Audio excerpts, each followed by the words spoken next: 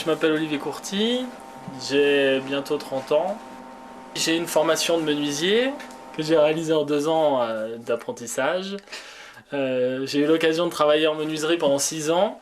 J'ai décidé de sauter le pas et je me suis dit après tout pourquoi pas faire de ce que j'aime mon métier. Et donc à partir de là, j'ai fait différents stages chez différents sculpteurs, notamment animalier, monumental, figuratif. Et à la suite de ça, je me suis lancé. Ma première expérience en tant que sculpteur, ça devait être vers l'âge de 10 ans. J'étais sur un marché vers Annecy avec mes parents. Et on est passé devant une grange. Et là, j'ai vu un papy qui sculptait le bois. Alors, machinalement, je me suis arrêté. J'ai commencé à le regarder. Les minutes passant, mes parents ont dit « Bon, bah, continue à regarder, nous on va aller faire le marché ». Au retour du marché, j'étais plus devant le sculpteur, mais avec lui à côté en train de sculpter un morceau de bois.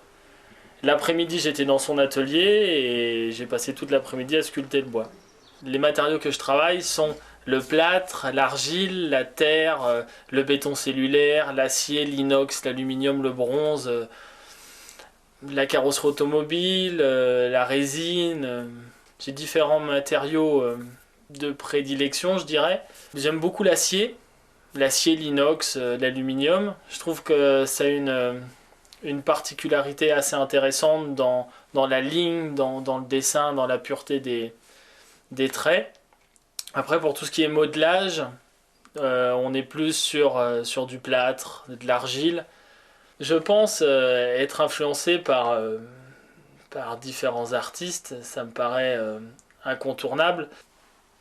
Je dirais Koons, Andy Warhol, Le Corbusier, voilà les 3 noms qui me viennent spontanément. Si je dois analyser mon travail, c'est un travail très instinctif. J'aime ce côté où l'on réfléchit pas, où on laisse parler la création. Dans mes tableaux, c'est un peu ce principe. On est sur une superposition de couches telle une laque japonaise, et en fait chaque couche n'est pas réfléchie, et les unes après les autres constituent l'œuvre. Et à la fin, quand le vernis est posé sur la toile en acier, mais toile quand même, là on peut découvrir le motif, les différentes nuances, les pigments métalliques, nacrés, qui se mettent à jouer avec la lumière. Pour l'instant, j'ai pas eu l'occasion de travailler avec d'autres sculpteurs. Parler, discuter, échanger, oui.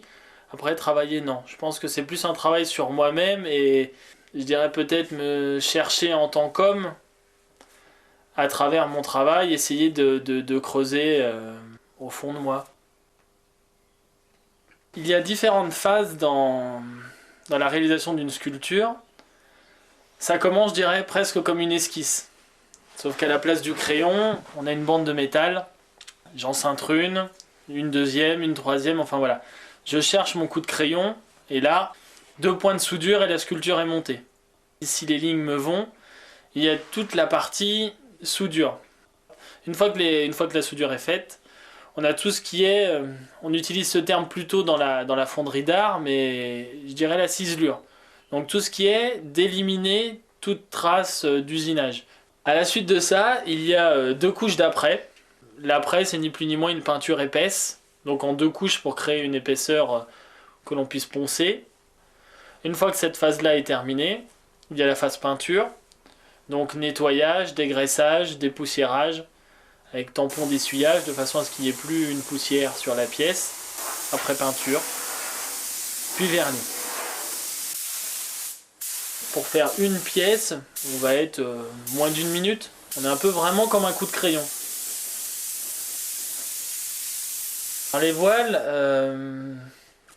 je dirais c'est venu à la suite d'une expérience passée auprès d'enfants. J'ai participé au Voile de l'Espoir.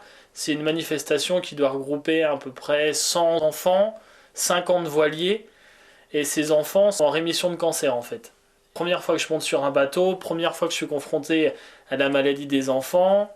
Une expérience très riche, humainement extraordinaire. Donc à la suite de cette semaine, je suis rentré dans l'atelier, je suis allé peindre une de mes sculptures comme d'habitude, et là, dans un morceau de carrosserie automobile, une voile s'est dessinée. Je trouve assez intéressant de détourner un objet fait en millions d'exemplaires, le déformer, découper, travailler un peu, garder les lignes directrices, et là, créer un objet complètement différent. Ce que j'aime dans le côté design, dans le côté épuré, c'est ce côté voilà, où on regarde l'œuvre et il n'y a pas de défaut, c'est lisse, ça brille, c'est que derrière on n'ait pas cette sensation qui est du travail.